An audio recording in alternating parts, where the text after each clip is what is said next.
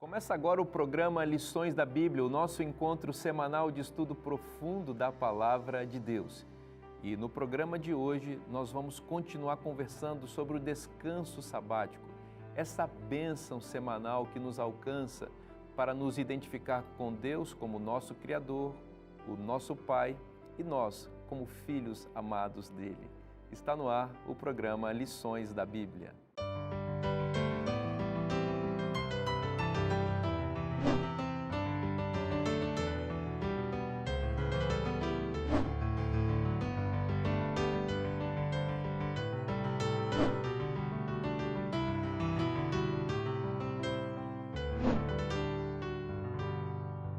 Para nós é um grande privilégio poder entrar em sua casa neste momento para estudarmos juntos a Palavra de Deus. E você já sabe, eu estou na excelente companhia dos meus queridos amigos aqui, que têm trabalhado comigo ao longo desta temporada, estudando esse tema maravilhoso, né, que é o sábado e o descanso em Cristo, oferecido de várias formas, né? E eu aproveito para mais uma vez apresentar os meus amigos para vocês. Eu estou aqui com Márcio Tonetti, editor na Casa Publicadora Brasileira. Seja bem-vindo, Márcio. Muito obrigado, pastor Vinícius. Prazer estar aqui por mais uma semana. Espero que a gente tem dito aqui possa trazer descanso e paz aí para as pessoas, né? Sem dúvida. Também o pastor Vanderlei Dornelles, professor de teologia. Muito bom ter você conosco, amigo. Seja bem-vindo. Obrigado, é um prazer. Esperamos continuar contribuindo para compreender um pouco mais a palavra de Deus. Exatamente. E nosso querido pastor Fábio, né? Está conosco, líder ali na União Sul Brasileira, escritório da Igreja Adventista para os 3 estados do sul do país, para a área de escola sabatina e ministério pessoal e mais outras coisas também, né, pastor Fábio? É uma alegria estarmos juntos mais uma vez para continuarmos dando a palavra de Deus. Alegria nossa. Eu vou pedir o senhor para fazer uma oração para a gente começar o estudo da palavra. Ok. Nós te louvamos, Senhor, por mais esta oportunidade que temos de, em liberdade, abrirmos a Tua Palavra e o guia de estudos para extrairmos lições preciosas para a nossa vida e para a vida de cada amigo telespectador. Que nesta hora, Senhor, a Tua graça alcance cada coração, que Tu abra nossa mente para que não somente entendamos as Tuas palavras, mas que a coloquemos em prática em nossa vida. Nós oramos em nome de Cristo. Amém. Amém. O livro de Levítico, capítulo 23, versículo 3... diz o seguinte a respeito do sábado: 6 dias trabalhareis, mas o 7º será o sábado do descanso solene.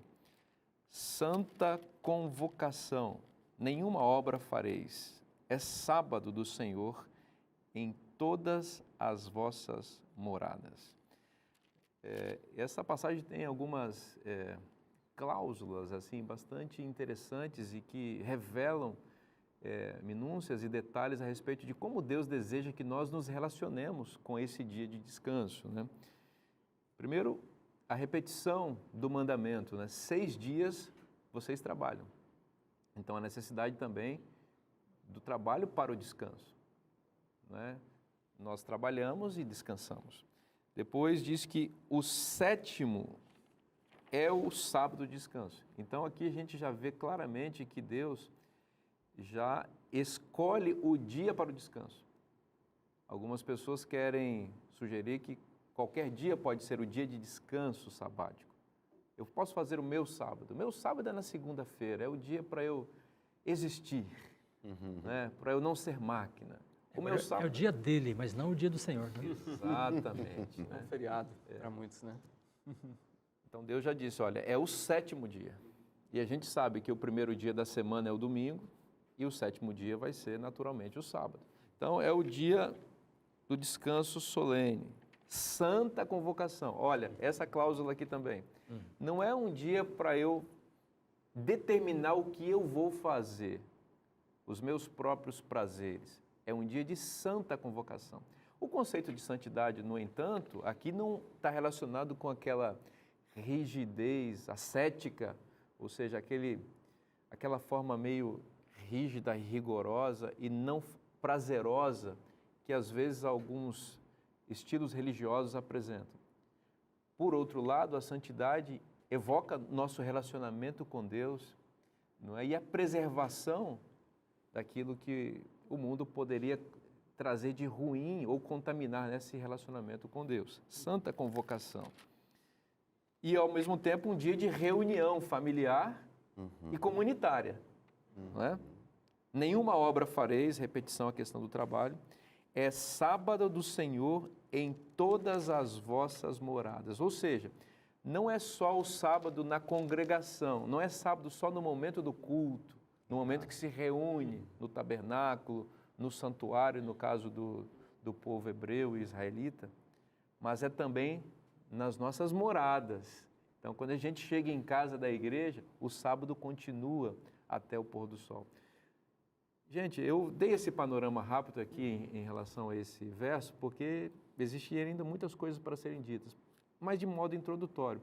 Márcio, parece que o sábado está sendo redescoberto, entre aspas, aí por algumas pessoas, mas é esse sábado aqui que tem sido redescoberto por alguns, ou existe alguma deturpação daquilo que nós colocamos aqui que a Bíblia nos informou? Interessante, como você bem disse, eu acho que especialmente ali a partir da década de 70, 80, a gente vê inúmeros títulos, livros sendo publicados usando o termo sábado, embora a maioria deles, né, no mundo cristão, aplique a teologia do sétimo dia, do sábado, para outro dia a ser observado, né, especialmente o domingo, né? Aliás, em 2019, existe um prêmio internacional chamado The Christian's Book, que é uma espécie de livro do ano, né, cristão, e foi um livro sobre o sábado, entre aspas, que ganhou, né? Veja, agora, apesar dessa redescoberta, né, do significado do repouso sabático, isso não significa necessariamente que as pessoas estejam descansando mais, nem no dia correto, né? E aqui, como você mencionou nesse texto de Levítico, enfim, a ênfase é de fato no sétimo dia, né? Agora, um aspecto interessante para a gente destacar também, e eu acho que a gente vai dar um panorama disso também ao longo, enfim, dessa semana, é que se nós olharmos, né, na Torá, né, na Bíblia hebraica, alguns teólogos vão dizer, nós conseguimos identificar pelo menos 7 dimensões, né, do repouso sabático. Aliás, há um artigo interessante de um teólogo chamado Richard Davidson, está na internet, Las 7 Dimensões del Repouso Sabático. Acho que não está em português, somente em espanhol. E é muito interessante, porque você vê essas várias dimensões, né? A questão do dia como descanso solene, de congregar junto com os irmãos, o aspecto, enfim, do sábado como uma celebração também envolvendo a família, o aspecto escatológico do sábado, o aspecto, a sua dimensão ecológica até, né? Então, assim, acho que há um significado mais profundo que as pessoas estão tentando descobrir, mas que não necessariamente as pessoas estão experimentando na prática hoje. Excelente, Márcio. O mandamento do sábado, ele inicia com esse verbo até, de certa forma, curioso dentro da própria estrutura linguística dos 10 mandamentos, ali no Decálogo, que é o verbo lembra-te, né? E essa questão da memória é algo bastante humano, né? Nos humaniza ter memória. Você veja que é a memória que nos permite fazer associações, né, com coisas do passado, articular essas imagens e palavras em nossa mente e situações vividas e projetar o nosso presente, administrar o nosso presente e projetar o nosso futuro, né?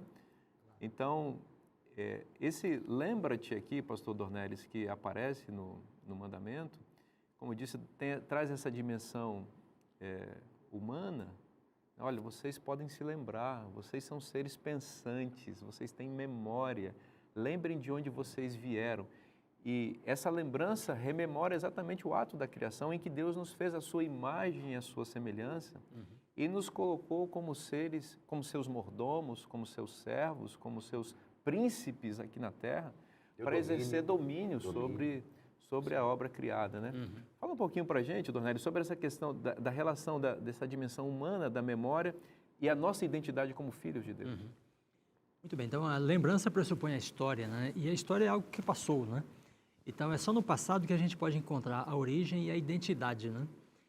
Hoje tem muita ideia de que você tem a identidade desenvolvida no presente, né? Não, mas essa não é uma identidade, isso é um simulacro da identidade, né? Porque a identidade precisa da origem. E a origem demanda um projeto, um design, né? Então, é a criação que provê esse conceito da origem, né? E da identidade. É interessante, então, que aqui no guia nós temos 2 pontos principais, né? A questão da imagem e a questão do domínio. Ambos estão relacionados. Então, nós já tratamos disso aqui, mas não em todos os aspectos. Então, quando a Bíblia diz que Deus cria o homem à sua imagem, conforme a sua semelhança, né? Estabelece que ele tem uma relação diferenciada com o ser humano que não tem com o restante da criação. E o ser humano pode ter essa relação com ele, porque ele é inteligente, né? Ele é dotado de emoção, de sentimentos, da memória, né? Da cognição, e ele pode então se relacionar com o Criador, interagir com o Criador. E o sábado é o momento especial da interação, né? Curiosamente, quando chegamos em Gênesis 5:3, né? Então ele diz assim, que Adão gerou um filho, à sua imagem, conforme a sua semelhança. Então, o mesmo que Deus faz, Adão depois pode fazer, né? Quando voltamos a Gênesis 1, a gente percebe que na criação do homem, Deus se concentra, né, de forma muito mais profunda do que no restante da criação. Ele até cria em enxames, né, os animais, em grupos, né, produz a terra, né, então aí vem muitos animais, várias espécies até, mas o homem ele faz individualmente, ele cria individualmente, né? Então ele toma tempo com o homem. Quando Adão gerou o primeiro filho, veja, diferentemente dos animais, né, primeiro Eva ficou grávida por 9 meses. Né? Alguns animais procriam em 30 dias, até menos do que isso. Né? Se a gente observar o cavalo, a vaca, por exemplo, né, quando nasce o filhote, ele anda, né, em horas. Na verdade, alguns até em minutos. Né? Ele é capaz de se levantar e andar. Ele pode ser amamentado por umas semanas e depois separado da mãe. Né? Agora, o filho de Adão, gerado à sua imagem, segundo a sua semelhança, né, ficou nos braços dele por 1 ano até começar a querer andar. Né? Por 1 ano, né? Então, esta relação, sabe, muito mais longa, mostra o diferencial do ser humano. Primeiro, Deus se detém um pouco mais na criação do homem do que do restante todo, né? E o homem, ao procriar, também se detém muito mais e há uma relação de dependência, inclusive, né? Então, até os 7, 8 anos, né, os bebês são completamente dependentes dos seus progenitores, né? Enquanto que os animais podem ser tirados em questão de semanas, dias, né, às vezes alguns meses, porque eles não têm essa relação, né, constituída a partir de sentimento, emoção, cognição, né, com o progenitor. Então, nós, seres humanos, estamos completamente distintos do restante da criação. Além disso, o aspecto da transmissão de valores educativos, né? Depende dessa relação. Né? Se nós fomos feitos à imagem e semelhança de Deus e os filhos nossos são feitos à nossa imagem e semelhança, como o filho gerado de Adão, né? Isso pressupõe que, se nós como pais temos filhos à nossa imagem e semelhança, os educamos, isso significa também que existe uma relação educativa entre nós e Deus, ou, aliás, entre Deus e nós, nessa ordem, né? Em que Deus também se preocupa em transmitir valores para nós. E outro ponto importante, né, que quando Deus diz assim, façamos o homem à nossa imagem, conforme a nossa semelhança, Gênesis 1, 26, né? Aí ele diz assim, e tenha ele domínio. Então, este é um dos primeiros aspectos, né, da imagem. O ser feito à imagem de Deus implica que o homem terá domínio sobre a criação. De que natureza é esse domínio? Ele é da mesma natureza do domínio de Deus sobre a criação, porque o domínio é compartilhado por ele com o homem feito à sua imagem, né? Então, Deus domina sobre a criação porque ele é o Criador, ele é o provedor, né? Ele é o protetor, ele é o guardador, né, da criação e ele é o redentor da criação. Então, estas funções são compartilhadas com Adão, que é feito à imagem de Deus, né? Então, quando nós olhamos a palavra aqui, domínio, podemos até pensar no conceito de domínio hoje, que tem a ver com exploração, né, com o uso, né, das coisas, das pessoas, mas isto é o domínio pervertido, né, do humano sobre a criação. O domínio dado a Adão é da mesma natureza do domínio de Deus, né? Então, Deus domina para criar, proteger, guardar, né, e redimir. Então, essa é a nossa relação com os animais, com a criação toda, né, com a terra, com as plantas, né? O homem é colocado para cuidar. Pastor Fábio, e tem uma coisa aí que eu gostaria que você mencionasse, né? Nós fomos feitos para isso, para cuidar. E é importante isso, né? cuidar e não destruir, né?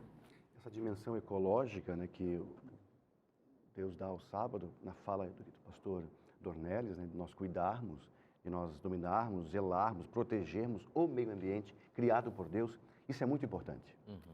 Nós somos criados por Deus para dominarmos, para protegermos, para guardarmos. Então, nós temos uma grande responsabilidade que é protegermos o meio ambiente na semana toda e no sábado celebrarmos essa proteção, esse cuidado com a criação de Deus.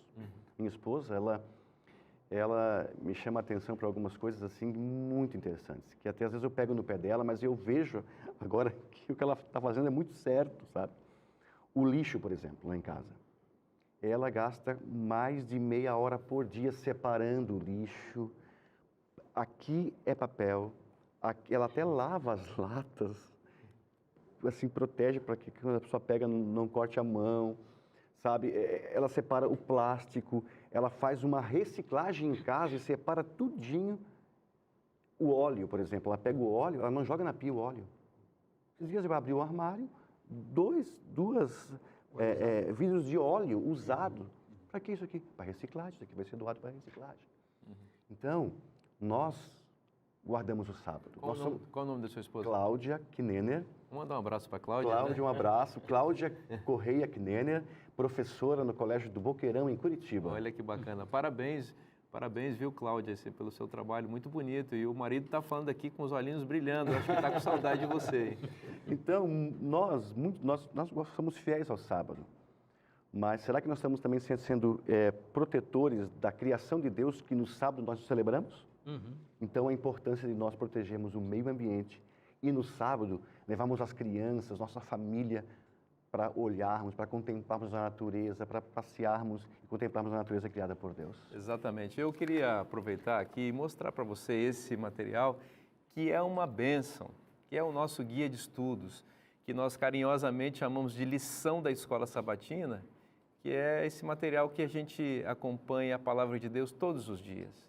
Você precisa se deliciar com isso daqui. Você vai aprender muito com Deus em sua palavra. Então, você já sabe, a lição da Escola Sabatina, o nosso guia de estudos, é desenvolvido pela Igreja Adventista e publicado na CPB, a Casa Publicadora Brasileira, e nós oferecemos para você. E se você desejar conhecer um pouco mais, você já sabe, o site cpb.com.br. Você vai entender um pouco mais como adquirir esse material e outros materiais que estão ali também. Nós vamos para um rápido intervalo e o programa Lições da Bíblia volta já já. E nós então apresentávamos a Deus as gratidões, né, das bênçãos da semana. Então, o que eu penso? Que o sábado também é um dia de celebração. Parece que se celebra as bênçãos da semana toda. Deus nos envia no sábado para irmos ter comunhão com Ele, para abençoar as pessoas, para pregarmos o Evangelho. E no sábado nós voltamos para celebrar as bênçãos de Deus e essas bênçãos que nós compartilhamos com o semelhante. Então, nós não só voltamos, celebramos, mas recuperamos as energias para mais uma semana, abençoando as pessoas, servindo a Deus, pregando o Evangelho, e aí assim o ciclo se repete a cada sábado.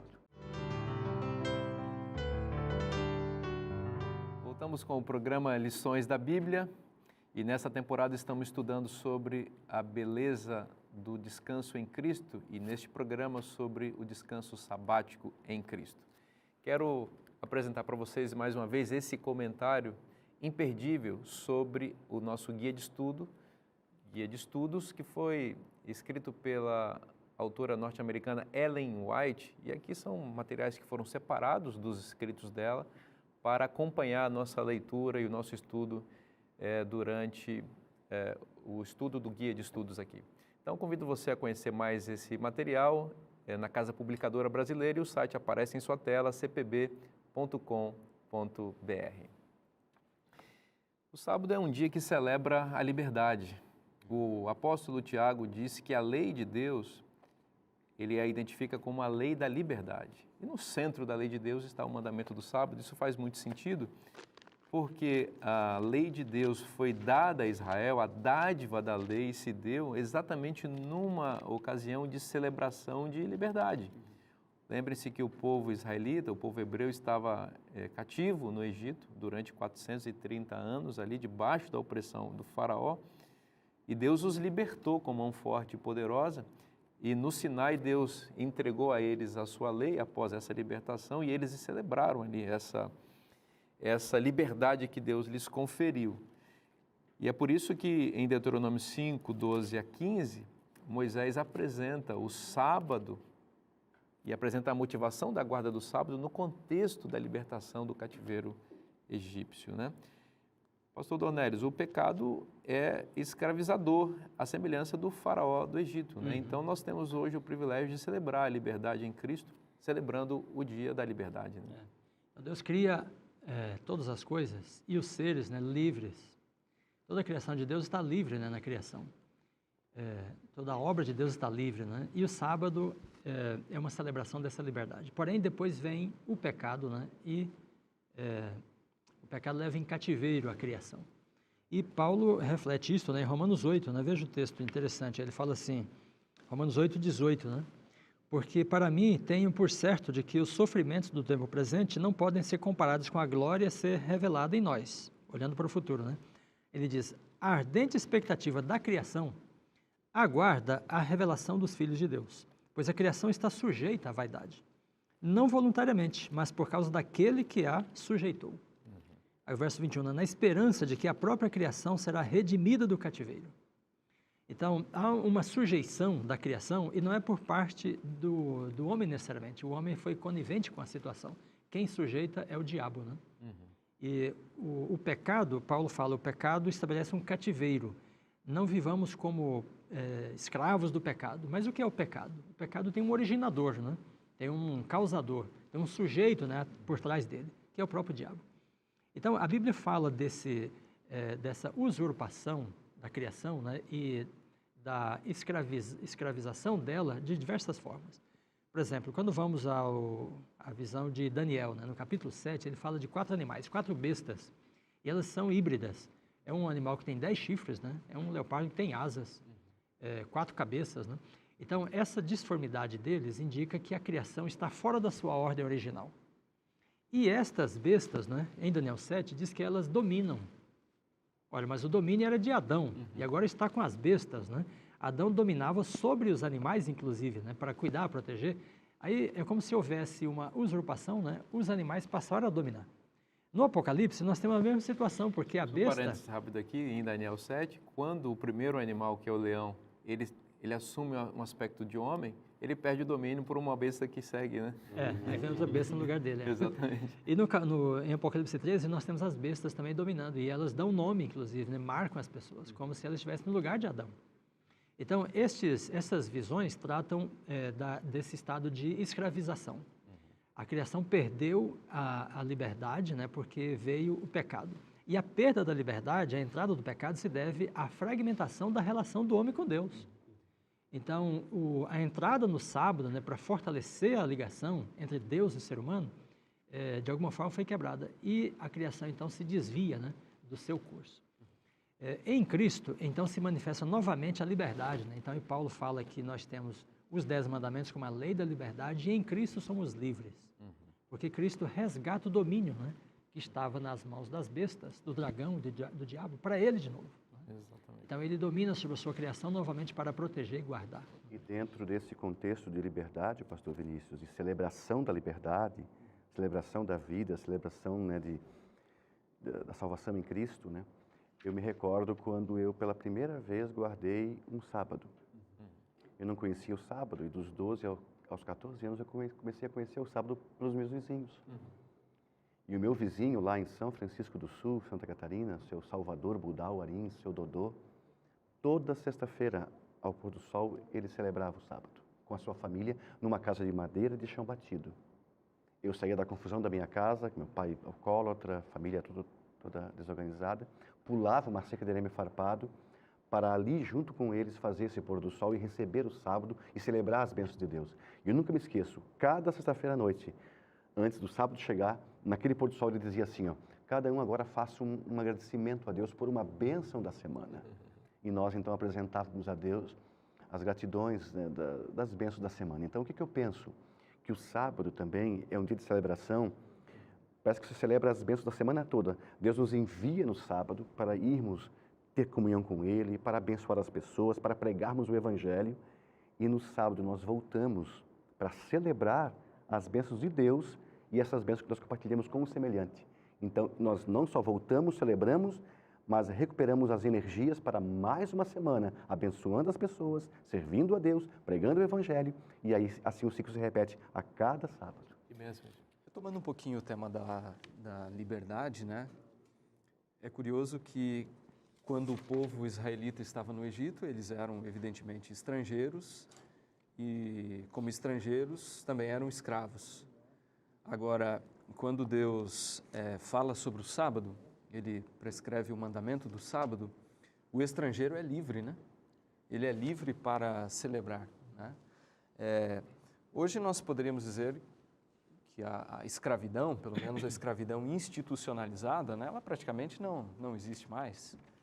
Mas, ainda assim, existem regimes de escravidão, digamos assim, entre aspas, né? E o próprio trabalho, talvez para algumas pessoas, seja uma escravidão, no sentido de que a pessoa não consegue romper com esse ciclo ininterrupto, né?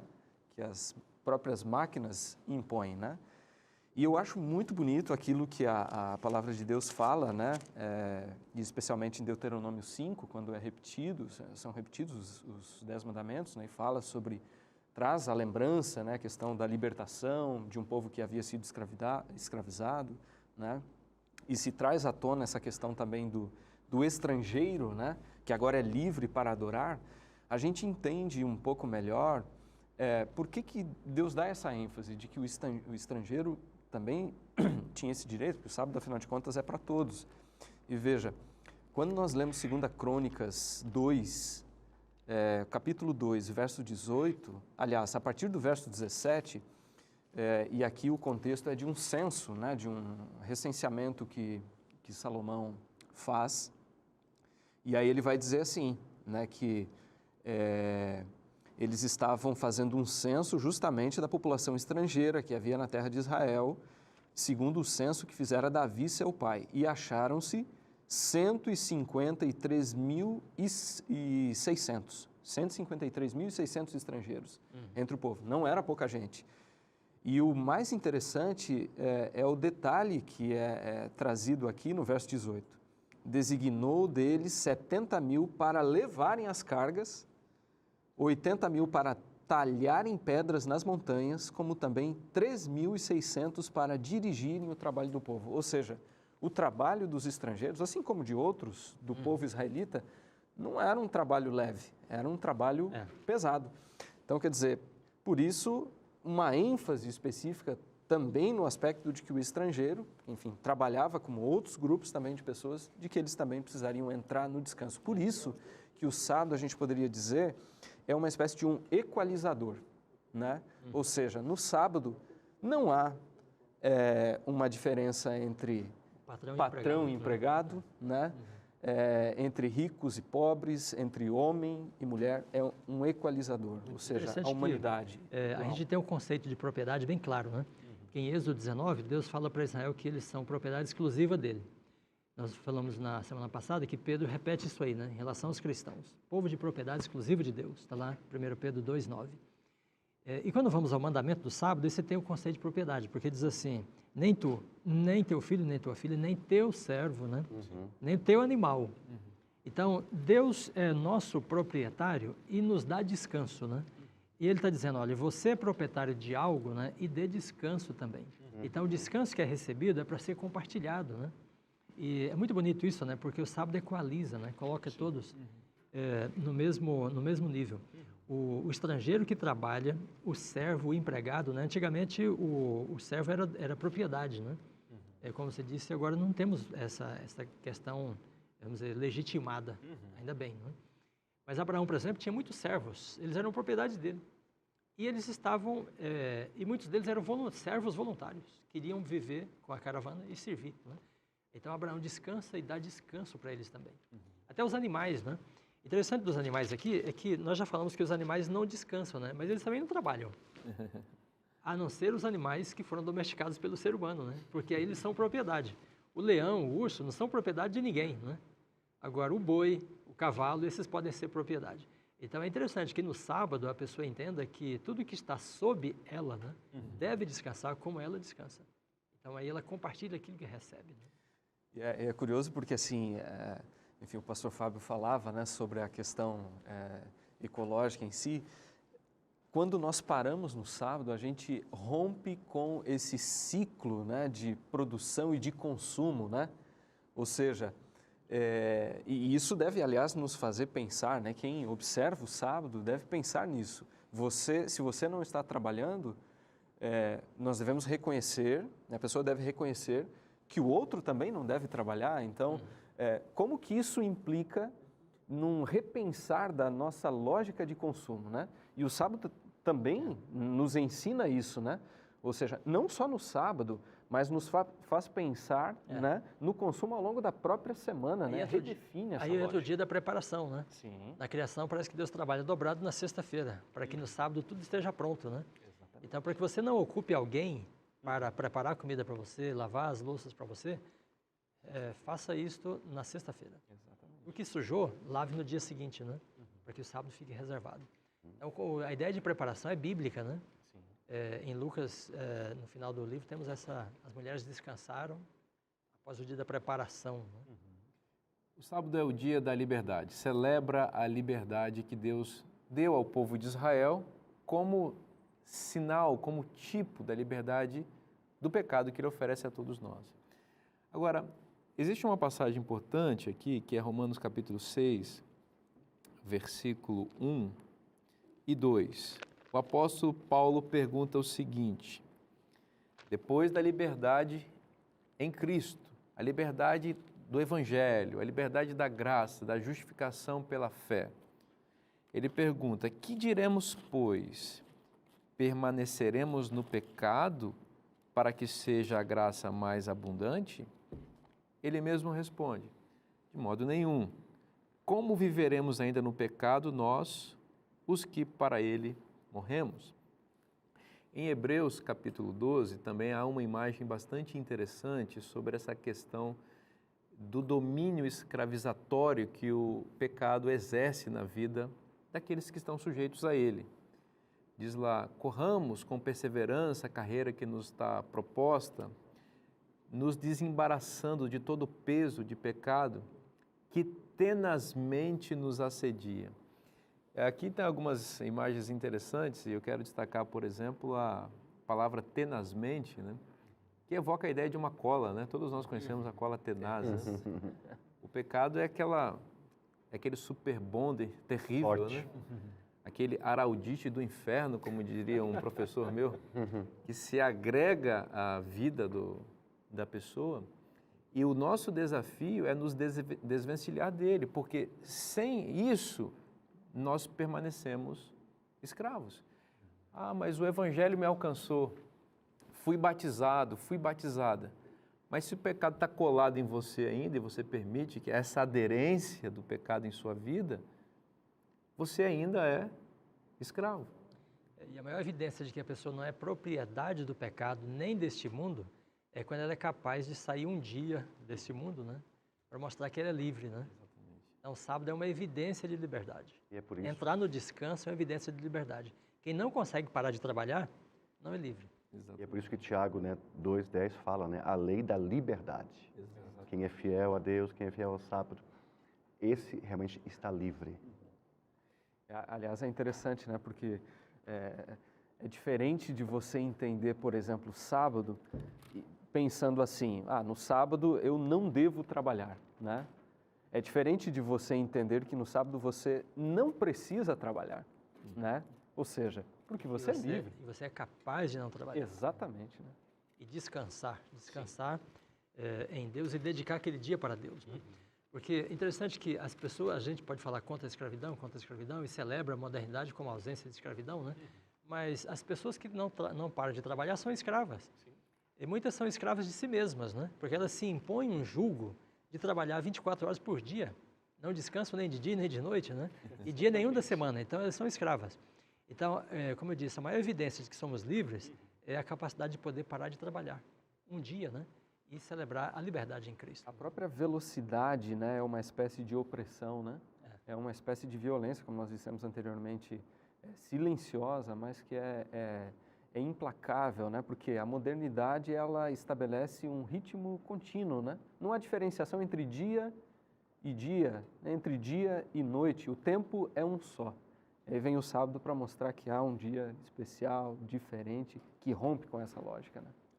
É verdade, é uma grande bênção poder parar no sábado, descansar em Cristo, com a família, com a natureza, ter essas dimensões assim da existência congregadas em 24 horas, em que você se desconecta assim desse ritmo frenético da vida, né, que impõe assim uma ditadura, não é, da velocidade, da rapidez, da eficiência, né, e da ansiedade, da cobrança por resultado, por performance, por desempenho, e as pessoas vão ficando cada vez mais angustiadas. O sábado nos lembra que nós não somos os responsáveis pela nossa própria vida. O sábado nos lembra que temos um Criador, que podemos recorrer a Ele para descansar nele, para reconhecer que tudo vem dEle e que somos dEle e que vivemos para Ele. Vamos descansar um pouquinho agora o nosso debate, vamos para um rápido intervalo e a gente volta já já. Porque se nós impomos muitos regulamentos, né?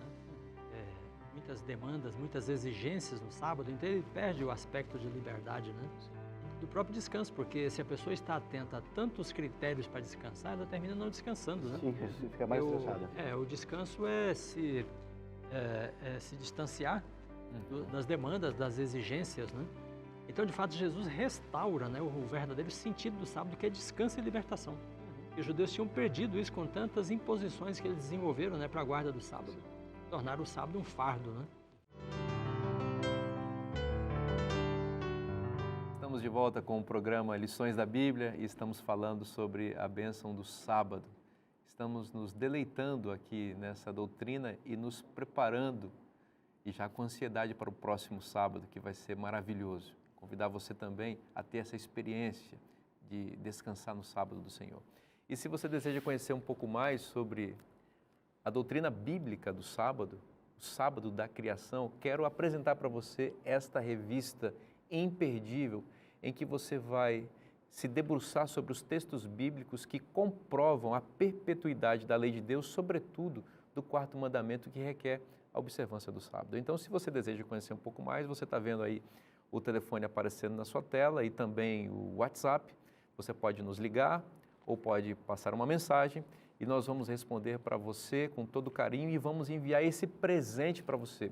É totalmente de graça, então só passar uma mensagem ou nos ligar. Bom, pastor Fábio, Jesus era um guardador do sábado. O texto, por exemplo, de Lucas, capítulo 4, versículo 16, diz que Jesus tinha o costume de ir à sinagoga no sábado, e a sinagoga era a igreja do tempo de Cristo. E em várias situações nós vemos os evangelhos retratando Jesus em atividade no sábado. Isso parece confundir algumas pessoas, porque eles vão dizer que Jesus estava transgredindo o sábado. E mesmo os líderes judeus da época mais rigorosos, excessivamente rigorosos, melhor dizendo, com relação à observância do sábado, fizeram essa acusação a Jesus. Essa acusação procede? Jesus destacava, pastor Vinícius, em 3 grandes tarefas. Ele era mestre do ensino, da pregação e da cura. Jesus destacava muito nesses 3 ensinos, a pregação, o ensino e a cura. E no sábado, como você disse, além de ele ir à sinagoga, ele se dedicava a curar as pessoas, espiritual e fisicamente. Você vai ter aí, por exemplo, o milagre do homem da mão ressequida, foi no sábado. Aquele cego que ele cuspiu no chão, fez o lodo e colocou no olho, e a pessoa foi curada. E aqui o paralítico, que ele curou e falou, pega o teu leito, levanta e vai.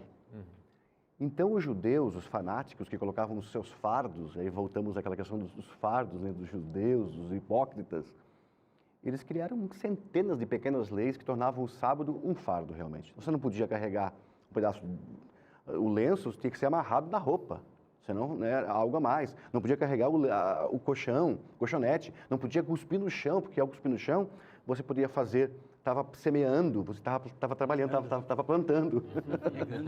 Então, terrível. E aí tornava o sábado um fardo. E Jesus veio e desmistificou isso aí, fazendo uma obra de cura. E hoje nós somos desafiados também no sábado a fazer essa obra de cura. Olha o que ele fala aqui, ó, Curar e libertar, né? curar e libertar. A cura espiritual e a cura física, né? São João 5, verso 17. Meu pai, após ele ser acusado, né, os judeus o perseguiram, falou assim: o meu pai trabalha até agora e eu também trabalho. Que trabalho que é o trabalho de Jesus? O trabalho espiritual. O trabalho de libertar do pecado e também libertar fisicamente. Eu penso que no sábado é o melhor dia para a gente poder levar esta cura que as pessoas tanto estão precisando.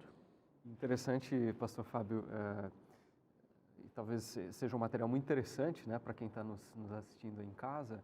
A Casa Publicadora Brasileira lançou, não faz muito tempo, um livro chamado Dia de Cura, o sábado, ou seja, apresenta o sábado como um dia de cura, né? E enfim, comenta um pouco a respeito dos milagres que Jesus realizou, né, no dia de sábado. Aliás, o livro de Lucas relata 7, né? São 7 milagres realizados no dia de sábado. E antes que Jesus realizasse esses milagres, quando ele inicia a sua missão lá naquela sinagoga, né, com o seu sermão na sinagoga em Nazaré, ele vai dizer que a missão, né, do Messias era trazer libertação, né, aos cativos, aos oprimidos, né, pelo pecado, os oprimidos pelo diabo.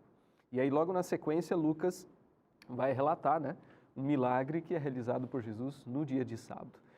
E isso me parece que possui um paralelo muito interessante com uma palavra que eu acho que é chave num texto que nós já passamos por aqui, que é o de Êxodo 31, verso 16, que diz assim que, pelo que os filhos de Israel irão celebrar o sábado. O verbo no hebraico que é usado aqui é assá, que tem a ideia de fazer. Parece que a mensagem implícita aqui é de que, assim como Deus, né, criou os céus e a terra, há um trabalho, digamos assim, entre aspas, a ser feito no sábado. E que trabalho é esse? De servir, né, de libertar aqueles que são oprimidos, né, seguindo o exemplo de Jesus, né? O sábado é um dia integral. Não é o dia das formalidades religiosas. Não é o dia de a gente simplesmente parar para a preguiça, para a ociosidade e para aquilo que não seja realmente o propósito dele. O livro do profeta Isaías, no capítulo 58, diz o seguinte, esse capítulo ele é todo praticamente sobre o sábado, e aqui o contexto é o sábado no dia da expiação, porque o dia da expiação, 10º dia do 7º mês, o Yom Kippur, é também considerado um sábado, independentemente do dia da semana que ele caia, né? E, naturalmente, em algumas semanas, em alguns anos, ele caía também no sábado, né? Então, as obrigações, ou melhor, as estipulações para o dia da expiação, elas são bastante compatíveis com as estipulações do sábado. E aqui a linguagem, em Isaías 58, 1 e 2, eu leio com vocês, aplicam-se tanto à celebração do dia da expiação quanto à celebração do sábado. Diz assim, verso 1, clama a plenos pulmões, não te detenhas, ergue a voz como trombeta. E aqui evoca, pastor Dornelles, a festa das trombetas que vai anunciando a chegada do dia da expiação, né?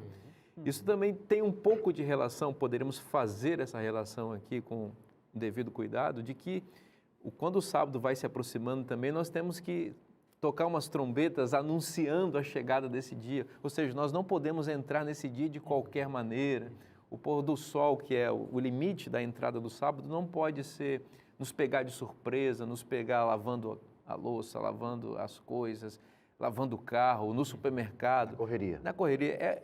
Então, as trombetas aqui estão lembrando que o dia da expiação vai chegar. E aqui eu estou fazendo uma aplicação quase que homilética aqui, essa lembrança preparatória que nós temos que ter para a chegada do sábado também.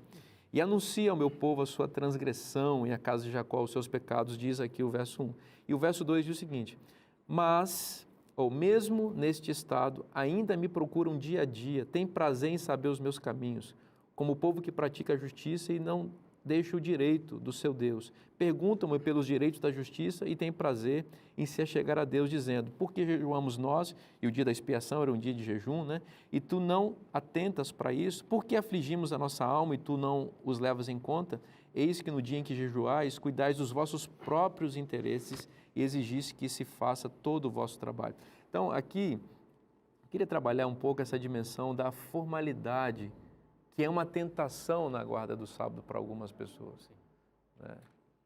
Como você estava dizendo, e o pastor Fábio também, o sábado é um dia de cura, né? Cura envolve saúde integral da vida. Então, Jesus curava no sábado, evidenciando a necessidade de nós sermos plenos nesse dia, de não vivermos paralíticos espiritualmente aí, né? E esse paralítico de João capítulo 5 evidenciava a condição de paralisia de uma liderança que havia perdido o brilho nos olhos em relação à beleza da lei de Deus e vivia o exercício religioso como um fardo terrível. E mais do que isso, não era um fardo para eles, era um fardo imposto para os outros, né? O sábado não pode ser assim, né, dona? É porque se nós impomos muitos regulamentos, né? Muitas demandas, muitas exigências no sábado, então ele perde o aspecto de liberdade, né? E do próprio descanso, porque se a pessoa está atenta a tantos critérios para descansar, ela termina não descansando, né? Sim, fica mais estressada. O descanso é se distanciar das demandas, das exigências, né? Então, de fato, Jesus restaura, né, o verdadeiro sentido do sábado, que é descanso e libertação. E os judeus tinham perdido isso com tantas imposições que eles desenvolveram, né, para a guarda do sábado. Tornaram o sábado um fardo, né? Existe uma passagem, dona Elis, eu vou introduzir aqui, que é muito importante, Ezequiel, capítulo 20, versículo 12 e também versículo 20. Vou fazer isso por conta da nossa questão de administração do tempo aqui, vou pedir a sua ajuda nesse sentido aqui, que apresenta o sábado como sinal de Deus aqui. Essa expressão sinal já foi usada em Êxodo, e a Bíblia usa isso, e o Apocalipse também vai usar alguma coisa que sugere isso, né? Falando de selo aí. É assim como o texto de Êxodo 31, né? Ezequiel 20, verso 12 e 20, e Êxodo 31, 15 a 18. Então, sábado como sinal, e sinal perpétuo, né? Sinal do quê? Aí vamos ao mandamento, né? Então, é sinal de propriedade e aliança, né? Porque quando ele diz, porque em 6 dias fez o Senhor, né? Então, a terra pertence a ele, o ser humano pertence a ele, e a entrada no sábado, no descanso, né? Configura esta consciência, né, de que nós pertencemos a Deus. Então, quando vamos ao Apocalipse, aí temos uma retomada desse conceito de sinal, né? Com a palavra selo. E selo é exatamente um instrumento, né, que designa a propriedade. Então, no capítulo 7 do Apocalipse, aí tem uma visão, né? Não vamos entrar em muitos detalhes dela aqui, mas no verso 3, né? Apocalipse 7, 3 diz assim, não danifiqueis a terra, nem o mar, nem as árvores. Olha, não danifiquem a criação na segunda vinda, sabe? As pragas antes da segunda vinda, né? Até selarmos na fronte os servos do nosso Deus. Então, veja, Deus tem aqueles que pertencem a Ele e o que vai caracterizar essa propriedade é o selo, é o selo de Deus. No capítulo 9, no Apocalipse, então fala aqui dos gafanhotos, né? Também não dá para entrar em detalhes deles, mas diz assim, eles causam dano, mas não às ervas nem à terra, ou seja, não é a criação, mas aos homens, exceto aqueles que têm o selo de Deus sobre a sua fronte. Então, uma situação de destruição, sabe, de caos, né, está prevista no Apocalipse, porém os que têm o selo de Deus, que pertencem a Ele, não são alcançados por essa destruição. Agora, o Apocalipse também fala da antítese do selo de Deus, que é a marca da besta. Então, ao passo que o selo identifica aqueles que pertencem a Deus, a marca identifica aqueles que pertencem à besta, que pertencem ao poder usurpador, né? Então, eles são marcados. Apocalipse 13, né, versículo 15. Foi-lhes dado comunicar fôlego à imagem da besta, para que a imagem falasse, e aí, para que também a todos, né, pequenos e grandes, lhes seja dada uma marca. Aí depois o verso 17 diz que a marca é o nome da besta. Ora, quando nós temos um filho, damos o nosso nome, né, para indicar que é nosso, né? Quando a gente tem uma propriedade, faz a escritura com o nosso nome, né, para identificar que é propriedade. Então, do jeito que Deus dá nome a Adão, isso indica a propriedade de Deus sobre Adão, e Adão dá nome à criação, Aqui a besta dá nome às pessoas que pertencem a ela. Então, como o Márcio falou agora há pouco aqui, né, a ideia de descanso e de sábado se popularizou nos últimos anos. Portanto, o que o Apocalipse está falando aqui de selo e marca, né, também é coisa bastante atual. É curioso, né, que os papas têm falado disto. Por exemplo, João Paulo II publicou a encíclica, né, Dies Domini, 1997, por aí, 96, sobre o dia do Senhor. E aí, então ele diz que a terra tem de descansar um dia. Só que ele diz que o dia não é o dia do Senhor, é o dia do homem. Né? É o domingo. Sábado, né? É no domingo. O livro de Ezequiel, capítulo 20, verso 12, retomando esse ponto, né, diz, Deus dizendo, também lhes dei os meus sábados. Não é o sábado que vocês querem, são os meus sábados, para servirem de sinal entre mim e eles, para que soubessem que eu sou o Senhor que os santifica. O sábado é o sinal de Deus. É com este símbolo no tempo que ele identifica você como filho dele. Deus convida você hoje a permitir que esse selo, esse sinal maravilhoso esteja em sua vida. Você não precisa fazer nada, é só descansar nesse dia. O sábado é o selo de Deus. E o selo de Deus está na Bíblia. E se está na Bíblia, é bom para você. Até semana que vem. Um forte abraço.